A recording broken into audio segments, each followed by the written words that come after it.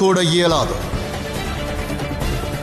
ஏனெனில் இதுதான் விட்டது.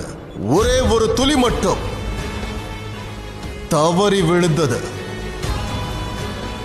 அந்த துளியை இனி எவரும் அல்லத்தில். அத்துளியானது சனியை நிச்சயம் அழித்துவிடும். இல்லை தேவேந்திரா, மற்ற அனைத்தையும் நான் பார்த்துக் கொள்கிறேன்.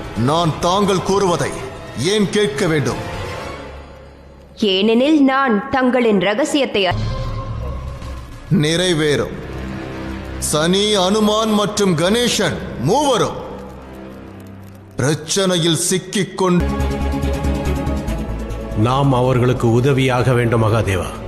அவர்களால் தனியாக இப்பிரச்சனையை சமாளிக்க இயலாது. இல்லை பிரம்மதேவா, தலையீடுதான் அவர்களை பலவீனமாக்கும். துன்பம் நேரப்போகிறது என்பதை தாங்கள் அறிந்திருந்தும் இவ்வாறு கூறுவது ஏன் மகாதேவா? சங்கடத்தின் தீவிரத்தை நான் அறிவேன் பிரம்மதேவா. கல்வி கற்ற பொழுது நிறைய கதைகளை கற்றுள்ளேன்.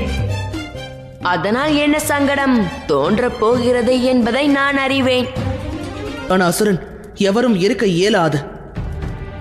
எந்த அசுரனாலும் மகாதேவரை தாக்க இயலாது.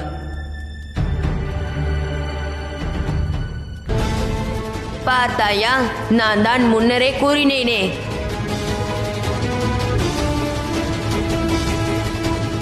என்னவாயிட்டான்? இப்பொழுது அவன் கைலாயம் சென்று கொண்டிருக்கிறான். அப்படியெனில் கைலாயத்திற்கு உடனடியாக செல்ல வேண்டும்.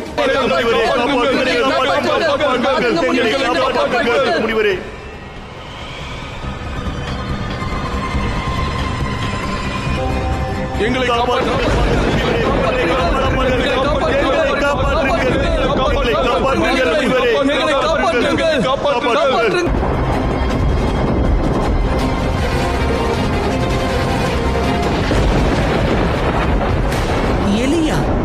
எலியா? அங்கேயே நின்று விடுவதுதான் உனக்கு நல்லது எலியே. இல்லை என்றால் இதற்கான தண்டனையாக நீ உன்னுடைய உயிரை இழந்து விடுவாய் என்பதை அறிந்து கொள்.